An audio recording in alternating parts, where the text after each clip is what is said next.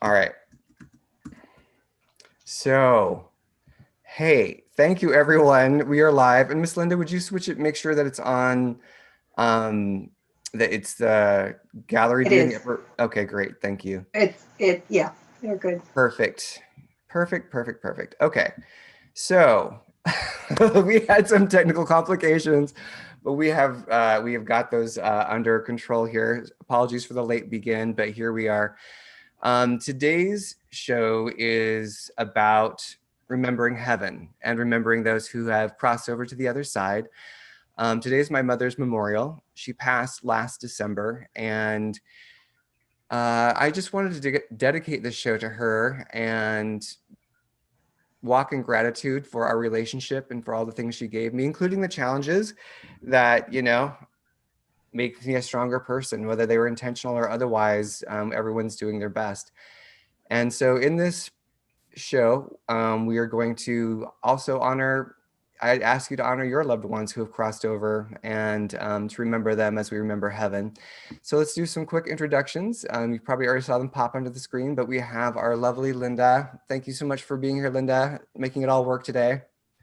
Of course, of course. This is an important topic for everyone. It really is. It really is. Everyone's affected by this. And then we got this knucklehead Shane Smith, psychic medium, one of my best friends. Hey, Shane, welcome to the Hey, show. the lightning psychic here. Welcome everybody. So glad you could join us. Thank you, Shane. I say knucklehead with all the love in the world. Yes, let's hop into the conversation. Like for example, I wanted to kind of talk about people's reactions. Is one of the first things that we look at is when we're connecting with people who have crossed over. A lot of people have emotional reactions. I'm very happy for my mom that she's crossed over. I'm not gonna. I don't think I'll cry at all today because she's free. She's so free. She had a long time of suffering, and she's okay. She's with my aunt. She's with my sister. She's with all those people, and but some people, they have reactions. They have emotions, and however you deal with transition is absolutely beautiful. What has been your experience, Shane, when you have dealt with people who are grieving? Is there a level of comfort that you're able to bring when you're able to convince, or not convince, but let the other person know that we don't really die? What's been your experience with that?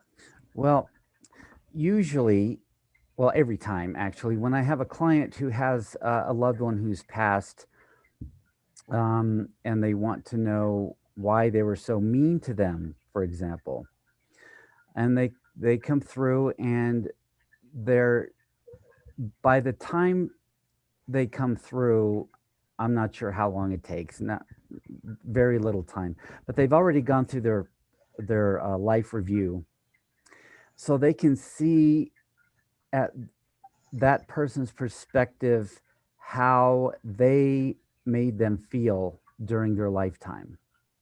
It makes them remorseful and sorry, and the message is always, "I am so sorry." Yeah. The message is also always, "Love one another deeply and forgive." That's always the same message. And the reason I know that that specific person is there for them is because I can describe their mannerisms, what they wore, what they looked like, all of that. So they know who I'm talking about. And the things that they say and the way they say it, or the way they said it when they were present here on earth.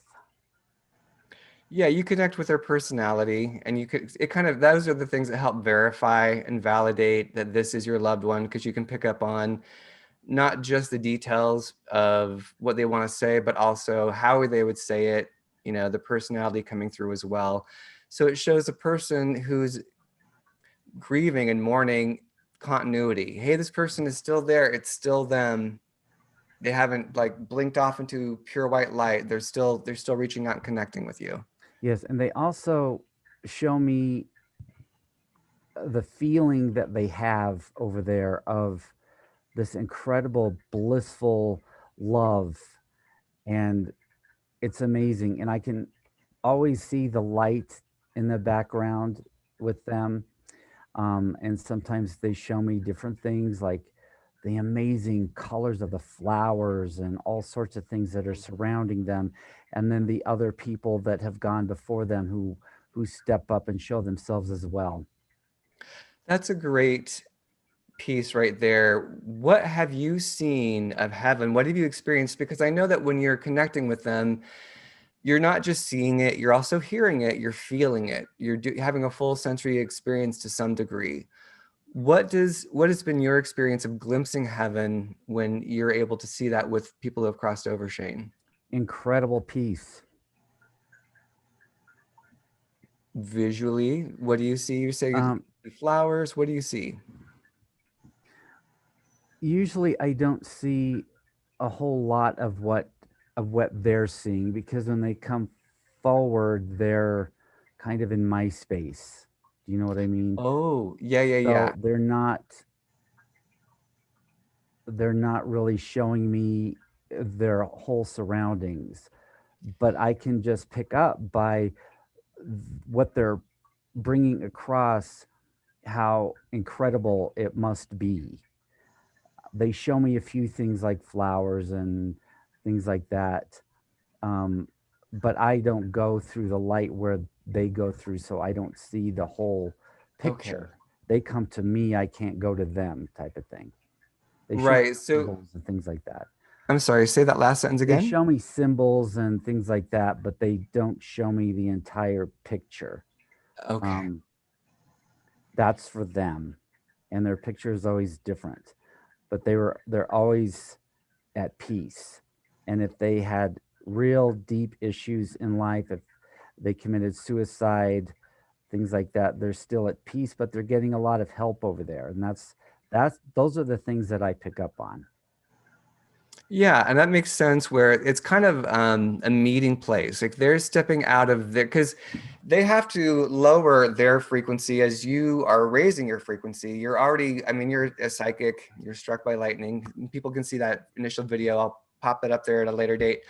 But like your journey of being struck by lightning, it makes you that much more of an antenna. So your frequency is higher, and they're, which is why you're able to connect with them, but they still have to lower their frequency and kind of come to this meeting space, this meeting vibration that allows you to hear them and connect and translate. Does that sound true when I say that, Shane? Yes, it zapped my pole right up there. Oh, I mean my my, We did my say we're going to antenna. laugh this My morning. antenna zapped my antenna way up there, so I can have more of a frequency. Oh lordy. Shane's got a psychic pull, everybody. Just so you know. Um, one of the things that I like, this is a friend reached out to me recently, and I did refer them to you. I don't know if they reached out to you or not, Shane, but it was a friend who was experiencing, you know, her father had passed away last year, and she was saying to me in her message, you know, I think Dad's upset with me from some of my choices I made, you know, in terms of the funeral. I think that he might be angry at me. And from everything that I know, and because I am empathic and I can connect to the other side in my own, you know, the way that I do it, like they don't have anger like that. They're not like, oh, you messed up my funeral arrangement. No. Like once you get to the other side, they just have a completely different perspective. What would you say about that, Shane? Well, they go through their life review, so they can see how how they made the other person feel. You know, whereas they might have ignored it or didn't understand it or felt completely differently about, you know, I'm disciplining you because I need to. So they're able to look at what that person felt, how they felt so awful and so neglected or whatever it is. That's where their remorse comes So from they my have, experience. I'm sorry, say that? From my experience. Yes. So they have, it's more, any emotions they have, it's more like, oh, I see the picture, I see my role, I apologize, as opposed to they don't have the blame thing anymore because they can see things 360 and they see their part in everything. Miss Linda popped in. I know you wanted to say something. And Miss Linda, I think about your mom who crossed, a few years ago. She's so feisty. She still pops in and is just feisty Yeah. as the Dickens. So what would you Yeah. say? So I'm going to say there's a caveat to that because I helped my mom cross. I was with her 7 days. I probably slept less than an hour every day for the 7 days while she crossed. And so we were really connected during her passing. And I will not go into details on that, but I will fast forward to a couple weeks afterwards. And she had a favorite set of jewelry that she wore all the time. And I asked her, before she passed away, if I could have that set of jewelry because I'm the only one that it would fit of her daughters. And she said, yes, I could have it. And so I decided that I wanted to wear it when I went out. And I thought, if I don't go out now, I probably am going to be a hermit for a while. So I need to go out. So I reached in, put the jewelry on, and took about 5 steps and became violently ill. I mean, Linda Blair ill. And I ran to the bathroom and was just blowing chunks. Sorry, everybody. I know it's morning. I was Linda Blair in the bathroom, just could not stop. And as I'm doing that, 5 feet behind me in the bathroom door, I hear my mother, Claire Isabel, say, "Did I say you could wear the jewelry?" At which point I am laughing as I'm throwing up. Say, "Really? Really, Mom? Really?" Really, Mom? And so I, in that hysterical, I can't believe this is happening moment, I said, "All right, Mom, may I wear your jewelry? You told me I could have it. I thought it meant I could wear it. May I wear your jewelry?" "All right." And like that, it turned the funnel off and I was fine. Wow. Wow. So we had to Wow. have a conversation about my space, your space. This is off limits. You can knock something off the shelf, you can whisper in my ear, but that is not allowed anymore. I have something to add to that, if I may. Yes. I was doing a group reading a while back, and when I do a group reading, some of them just jump in the car with me, and they're in the back seat. Now, when they do cross over and they go through their life review and everything, I feel that they sometimes still hang on to things. So, this lady in the back seat, tall, redhead, um, she said, "I want my jewelry. I want my watch. Where's my watch?" So when I got to the group reading, I asked, I said, does anyone, was anyone related to an aunt that passed who she's really angry about a watch? Can anybody tell me anything about that? And this woman said, "Oh my gosh, that's my aunt. I got the watch. She didn't want me to have it. She wanted her daughter to have it." So the whole thing was them accepting and forgiving each other so she could move on a little further. Yeah. Okay, so I want to hop in and get both of your perspective on this, because you both have had psychic medium experience. Well, Shane, it's full-blown psychic medium. Linda is too. That's her anyway. We'll talk about that. That'll be another show. In that situation where they've not have all the issues resolved, I really believe, just like everything else, there's levels of density. Like when you're in a really great mood, your energy's high, you're at a higher vibration. When you're not, when you're stuck in a rut, your energy's low, you're a lower vibration.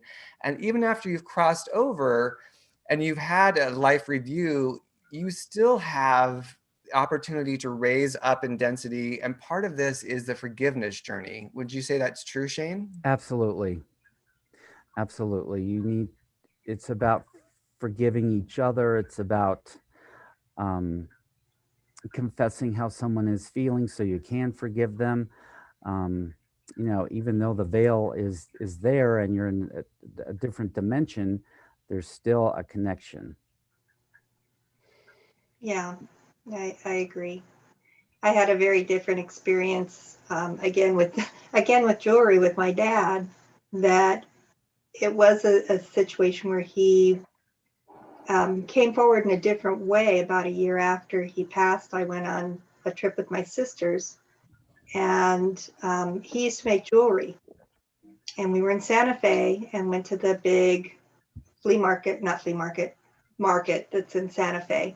And I did this beeline all the way across the market, catty corner to this one booth. Like I was just a bloodhound going to this booth.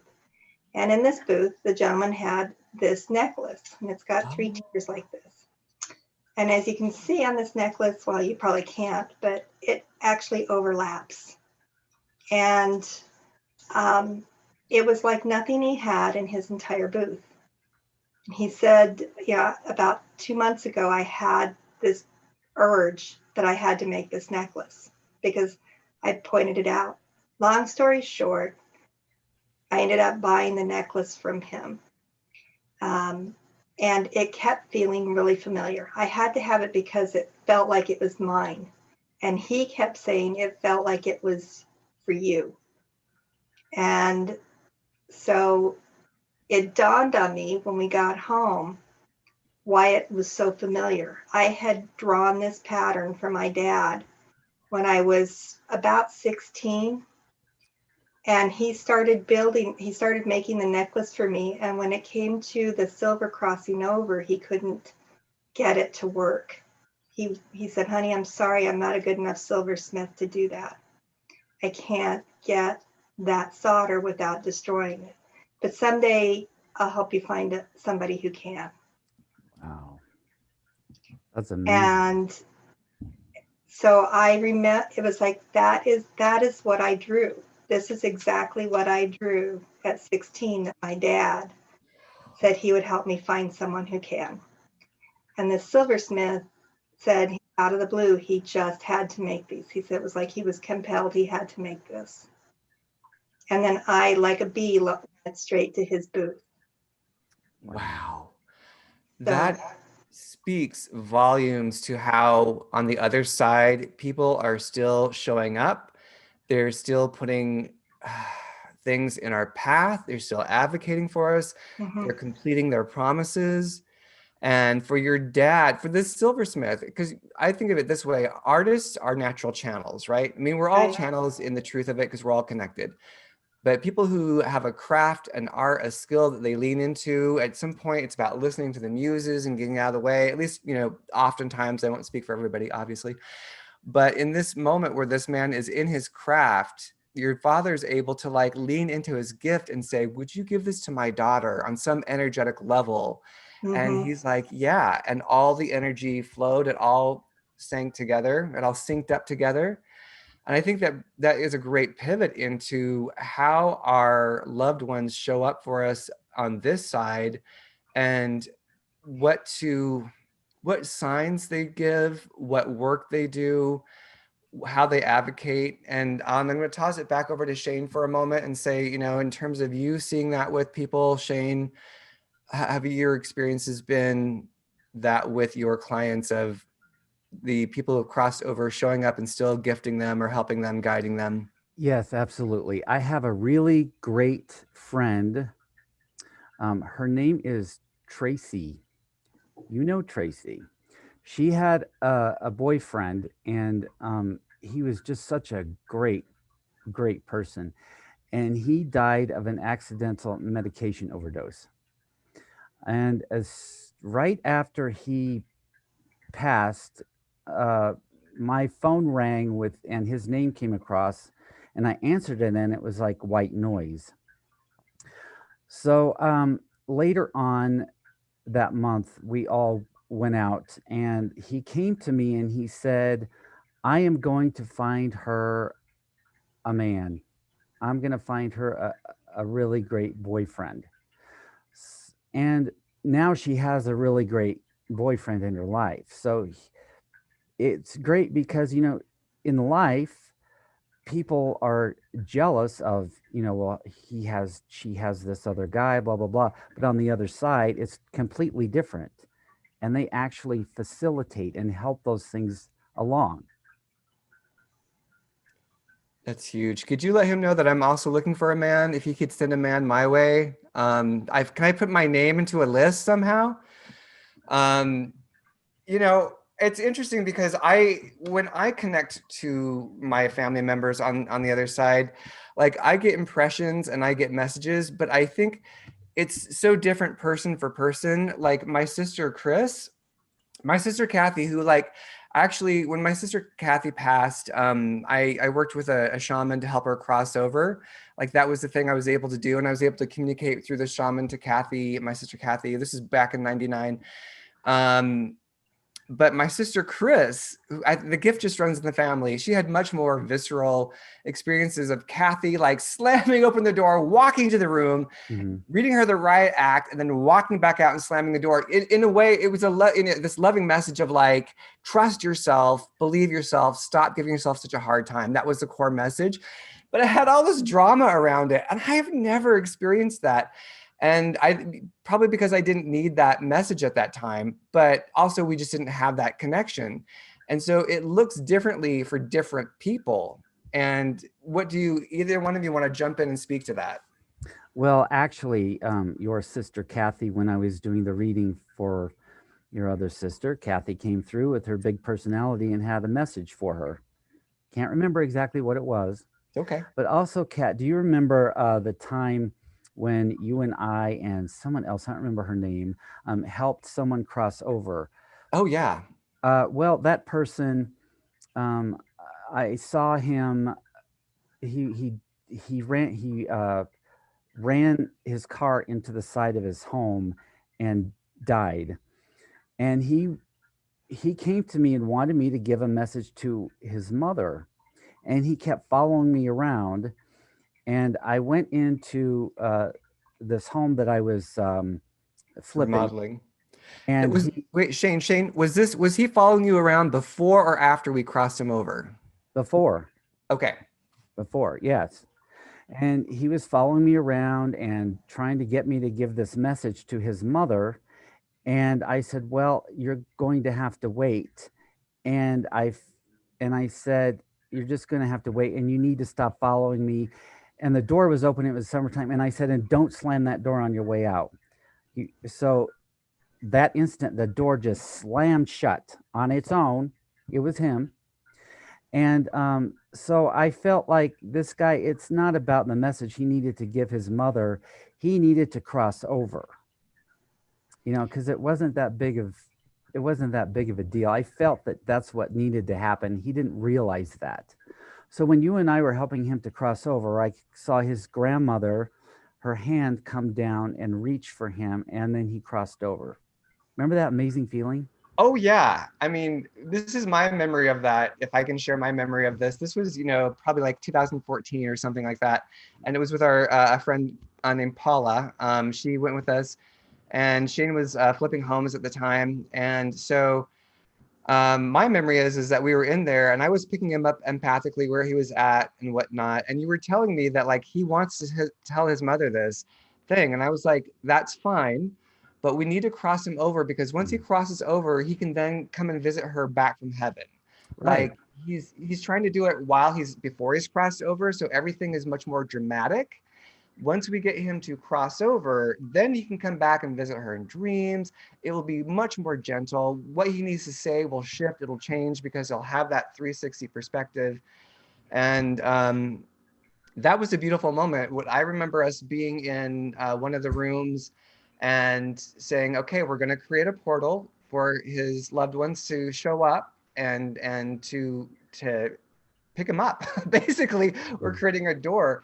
So we reached out and collectively, we put our energy together, our intention together, and asked his ancestors and his loved ones to show up. And we opened up a portal above us, a window, a door. And then that's when I started feeling heaven. That was one of those Yeah. Yeah. situations where while on earth, I was able to feel heaven, feel their energy come through. It was very emotional. And yeah, his grandmother reached down, reached through, and was like, come on home. And we helped him cross over. And it was such a beautiful moment. And I would love to do that again with you, Shane, Lynda. if we, I just, that process of being able to cross somebody over. Side note, this is why it makes me crazy when I watch like ghost hunting shows and they're like I know. they're agitating the spirits and they're not treating them with respect. I'm like, the very least you could do is help them cross over. That is the very least you could do. Anyway, Absolutely. I'll toss the ball back over whoever wants to grab it. Well, sometimes they don't want to be crossed over for some reason, True. you know. But after that, when we crossed that young man over, he never came back to me for the message he wanted to give his mother. So um, I don't know if he just went to her in dreams, like you said, or what. But it was like, I'm done here. I'm now where I need to be, and I'm happy. So Yeah.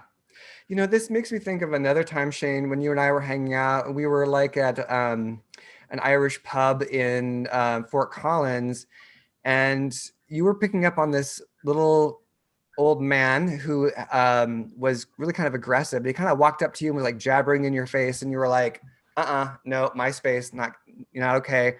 And then like I put you into a little altered state, which I'm often want to do when we were hanging out, and you started to connect with like his life in that incarnation, and then you also started to connect with the spirits that kind of lived, because Fort Collins has these underground tunnels, the spirits that were just kind of hanging out there from that time era, which was like the 1800s or late 1800s. Do you remember that at all, Shane? yes, somewhat. I was actually at that place yesterday for lunch, and could feel that it was a grocery store about 100 years ago. I saw uh, flour and all kinds of things. But anyway, that man, I was walking down in the basement at that time when we were, years ago, and he ran right up to me and got in my face, tried to scare me. Yes. And I said, "Oh, who are you kidding? Go away." And so he kind of left me alone. And then I saw a little girl running across the bar that he had sort of held there. So He I was think that he was a energetically holding her there, like, sorry. yes. Okay. Yes. Go ahead. Yeah, so I believe he was a pedophile or something, but it was it was a sad situation. And I know that the wait staff there had incidences where bottles would just fly off the shelf and things like that. But sometimes they're afraid to be crossed over. You know, I don't know. Sometimes they're okay with it, sometimes they're not. Yeah, I think in that situation where people have fear, obviously, if he was messing with kids, he knows there's, like that's not okay. That's never okay in any situation, day, form, ever, ever, ever, never, ever, ever, ever okay. And so him knowing like, oh, I'm going to face judgment. There's that belief I'm going to cross over and face judgment. Yeah. Like my understanding is like the biggest judge that you face is yourself, because you had to see what you did and you're the one that judges you. God's there witnessing, and God, however that is experience, is there with you in that space, but you're basically coming to terms to who you were, how you were, what you did and why you did it. And all that judgment comes from self. What do you two say Yeah, about that? I agree. Yeah, I agree. My experience with, because I have had near-death experience, actually about a month and a half of near-death experiences, where my heart would stop, and did all the tests. Doctors finally said, look, I don't know why it's stopping, but I actually believe that it is stopping. What you are describing is when it comes back is what people say the sensation is when we hit them with paddles. And so, but when that would happen, at first it was shorter and then it would go longer and longer. And I was just very aware that I wasn't breathing anymore. It was just a void nothingness. So it was going shorter in terms of shorter to longer in terms of your heart stopping. The length of your heart stopping was short, Right. didn't kick in, but it kept going longer and longer. Yes. And we also do have talk about this in Lynda's video, which I'll pop up here later on. And also, real quick, if we're live streaming, so if you're chatting with us, we can't see it right now because we're too busy doing this. So we'll address your questions later. But go on, Lynda, talk Yeah. about your experience. Yeah. So it would start, and it was the first time it happened. I was, it was that half awake, half asleep kind of thing. In the morning, and yes, we did all of the tests to see if it was the whatever it was where you freeze in your sleep. I can't remember what it's called. Oh, We did all of that. The sleep paralysis. paralysis. Yeah, it wasn't that. But it was just I've always been aware that I could feel my heart, always, and so I feel my heart beating now. And I was laying there, and suddenly there was nothingness, and I knew I wasn't breathing, and I couldn't feel my heartbeat, but I was conscious. So my first thought was, well, that's not good. I can't feel my heartbeat. I can't open my eyes. Well, that's not good, and then boom, I was back. Well, that period of time before I came back, and it felt like a jolt, and my chest literally hurt. Felt like being hit by an electric fence. Wow. So periodic, that happened over about a month and a half. About, I don't know, 10, 12 times that it happened. And near the end, what would happen is I go into this void, this just absolute void. And I called it the waiting room. That's what it felt like. It was like a place where I could wait and decide what I wanted to do. And I knew all I had to do was go a little further, because on the other side of that, going a little further, was the most unbelievable love that words cannot describe the amount of love I felt. Absolute joy, bliss, love, acceptance in every way. And all I had to do was go a little bit further. And the only thing that would bring me back was the thought of, I don't want my husband to wake up with me dead next to him in the bed. And I don't want my parents to have to bury their child. Those are the only two things that brought me back from that, because I knew I could go further. And it was just, for me, everyone that fears death, that ended it for me. To know that that was there. And I do believe, my logical self sits there and thinks, okay, I remember a past life. So how many personalities do I have, and how does that work as ghosts come back and forth with those different personalities? So that little quantum thing that goes on there still splits my brain cells.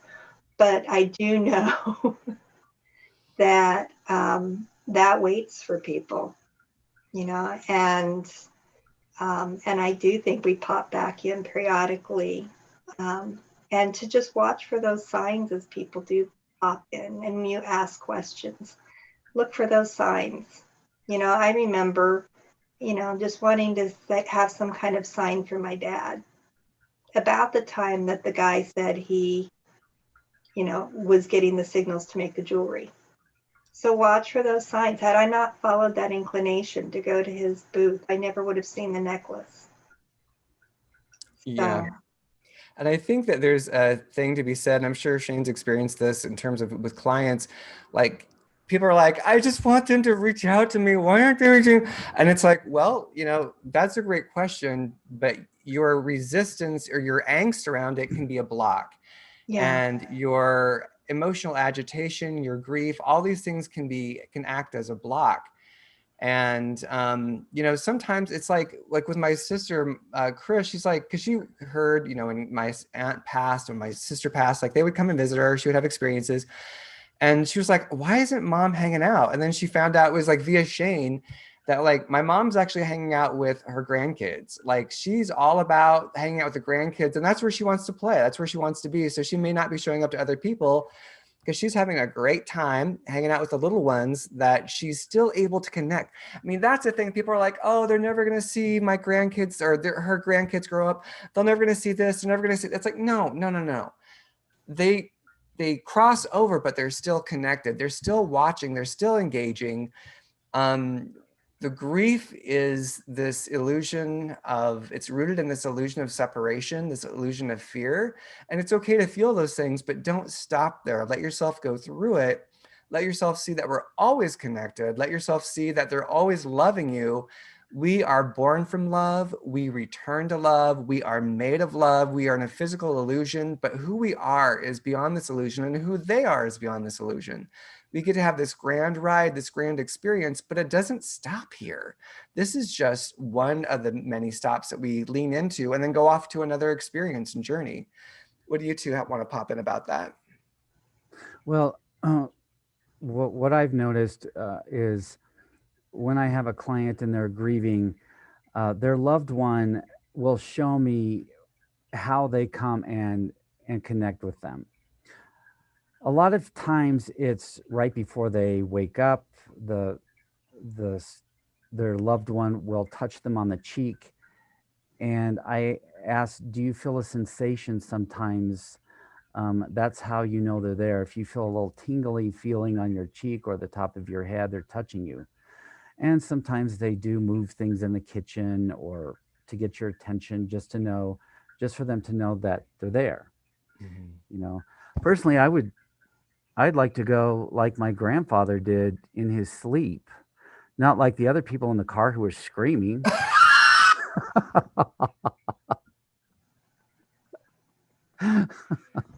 Oh, Shane, that's hysterical. Um, yeah, I have personally found life way more terrifying than death. Like me personally, I was like, oh yeah, take me, let me go come back home. But life here, living in this world, that's the scary bit, because things are so uncertain, and you're experiencing this disconnection where we are able to engage fear and no pain, and no physical pain, no mental pain.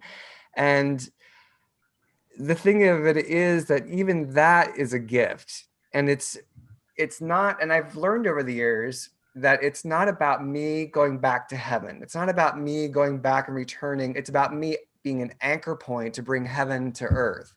Like, as we are in our spiritual journeys, as we're in our spiritual life, waking up and realizing that it's all spiritual, we are a spirit having a human experience, that it is, yes, things are challenging. Yes, things are unexpected. Things are going to pop in. Even if you're psychic, you're still going to have startling moments. It's just, being psychic doesn't mean that you know everything all the time. That's not how that's not what that means. It means that your antenna is a little bit, Shane's psychic pole is a little bit higher up, receiving data, receiving information. But you don't receive everything all the time, because you're a person, your personality, you're going through moments. And in that, how boring would it be to never be excited, to never be surprised, to always know everything all the time? That would be so, it'd be like watching TV. It's just boring. You want to be the action character. You are the action character having your life. And the more that you surrender your struggle, your suffering, your pain, and tune into that universal love that's available to us all the time, and give up the illusions of separation, however your journey looks, then you get to be an anchor for heaven. You get to use your gifts to facilitate bringing heaven to earth. What do you two crazy kids have to say about that? Absolutely. Because for me, afterwards, it was like, well, I consciously had to make a choice. The way I stopped that process was a little tiny woman that was about 5 foot nothing walked up to me that I had no idea who she was when I was having my near-death experiences, and looked at my chest and just glared at it and said, "Want to know why your heart keeps stopping?" That was her first words to me. Wow. And it just shocked me into, because at that point, the doctor said, "I don't know why. I don't know why, and I don't know what to do." And she just looked at me and, "Want to know why your heart keeps stopping? Because you got to decide if you want to be here or not."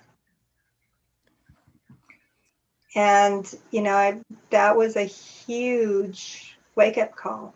Like I was toying with that. And she said, next time you go, you're not coming back. You're Wow. toying with it. You have to make a decision. And it was a huge whoa. And I would encourage, I mean, it would have been really easy for me to choose to just go. But I realized I was here for a reason. I don't know all the reasons why I'm here, but I came here for a purpose and I knew I hadn't finished it.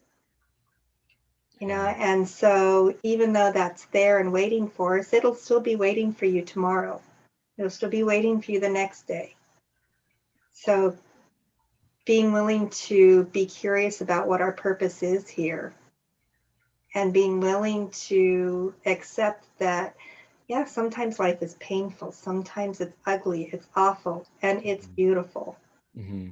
And it's rich, and those emotions are all part of it.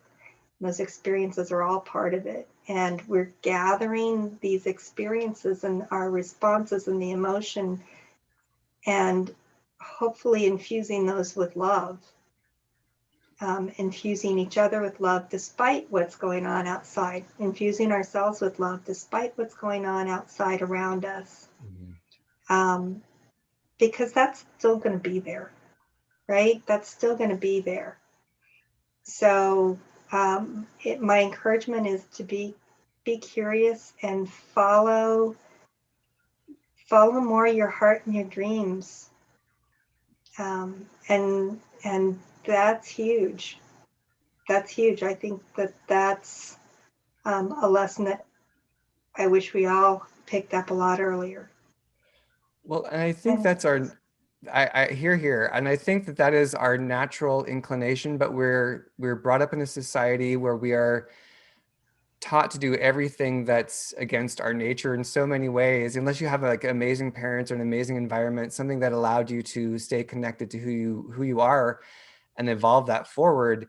And along with that, following your dreams, listen to your heart, take responsibility for what you've created.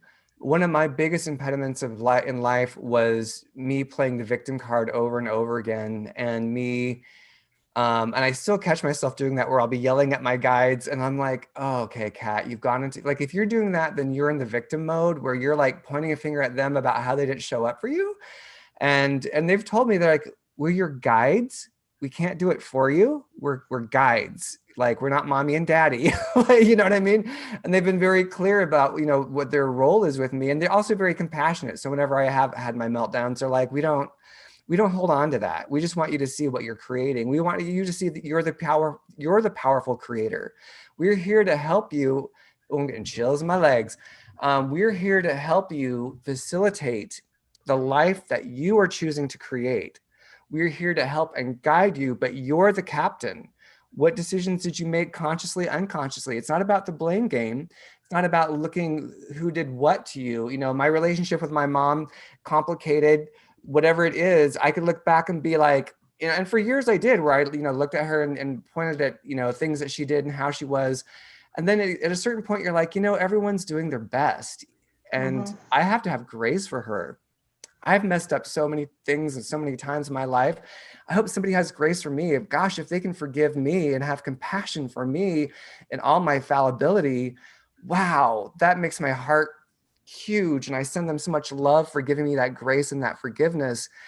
And how could I, not offer that to somebody else who's, showed up as my mom in this lifetime, but we're intimately connected in other ways on the other side. Like, she's part of my soul family.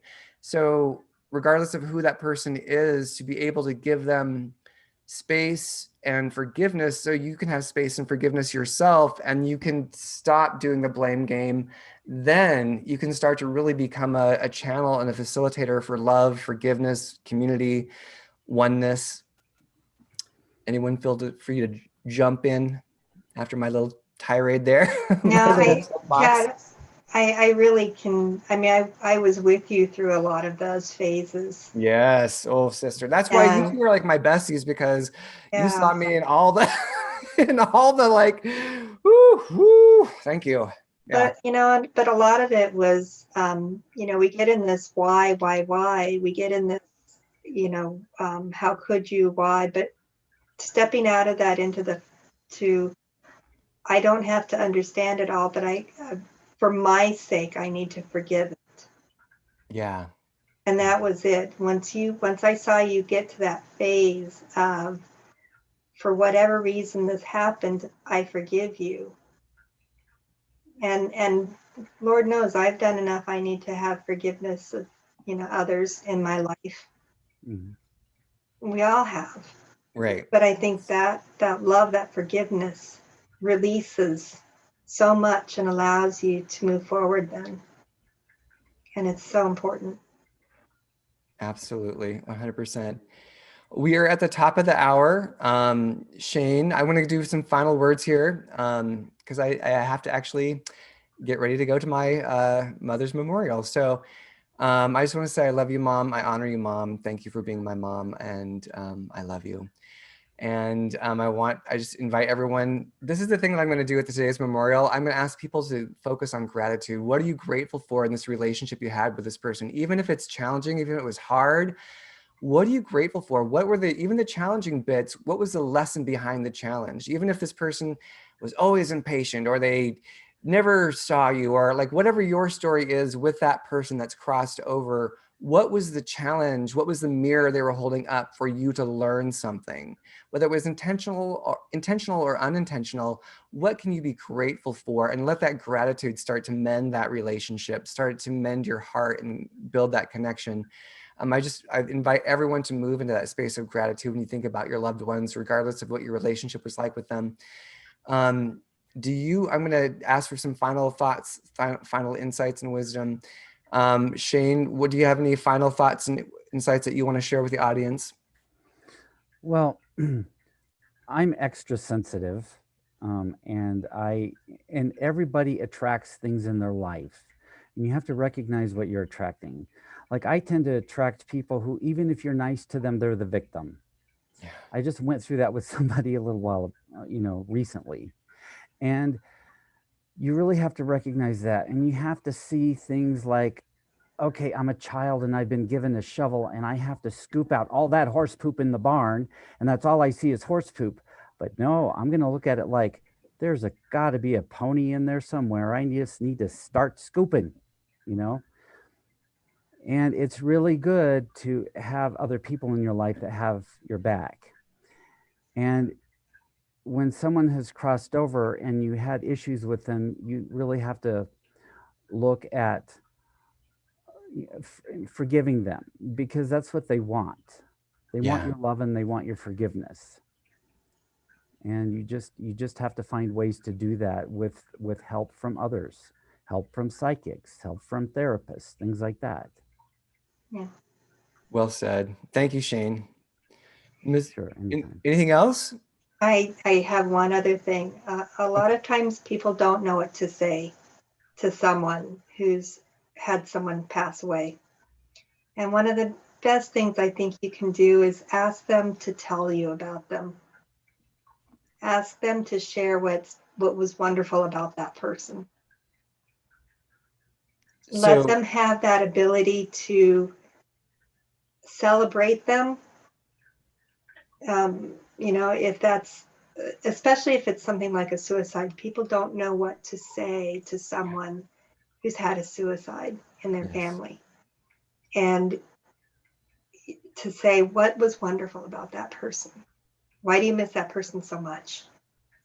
Because they just want to share what's so beautiful. Yeah. Yeah. Thank you, Lynda. I love your heart. I love your beautiful, beating, gorgeous heart. And I think that, that is the thing, is to celebrate their accomplishments.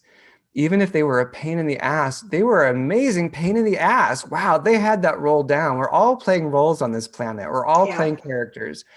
And whatever they did, even if it was the thing that, drove you crazy, there was a gift inside of that. Like Shane's saying, I'm going to dig through this manure to see what the gift was beneath that manure, and what they were, teaching me, what their soul was teaching my soul through these physical incarnations. And it's a great, beautiful moment to be able to pull back and say, thank you for all of those things. And I forgive you for the rest. The rest is just noise. We can forgive that. It's okay. Yeah. You know, practicing that as much as we can. And I just want to honor all of my kin, all of my family who've crossed over. I have so many. I have cousins, I have aunts, uncles. There's so many, sister, there's so many. So I just really want to lift them up in this moment and say thank you, and I appreciate you, and I value you. And I invite everyone to do that in your own heart space right now, as we end our show, to send everybody off with love and know that they're always with you. They're literally a thought away. They are psychic, they are telepathic, they have all that because they don't have the entrapments of the physical body and the physical world. So be kind to yourself, be loving to yourself, be the light that you wish to see in the world, be compassionate, be present, and give yourself a break, and give that break to others. It's what will bring us together and help us create real community. So with that, I thank Shane Smith, Lightning Psychic Medium. We'll have his information here below, not right now because I got to go, but I will post that on there later for Shane. You can also Google Shane Smith, Psychic Medium, to find him. And then, of course, Lynda Colter-Bergh, lovely friend, and she's my goddess, whether she likes that name or not. She's my goddess, and I just love her and appreciate her. Thank you all for being here, and please take care of yourself, and we'll talk to you next time. Lynda, if you want to take us out. Thank you, everyone.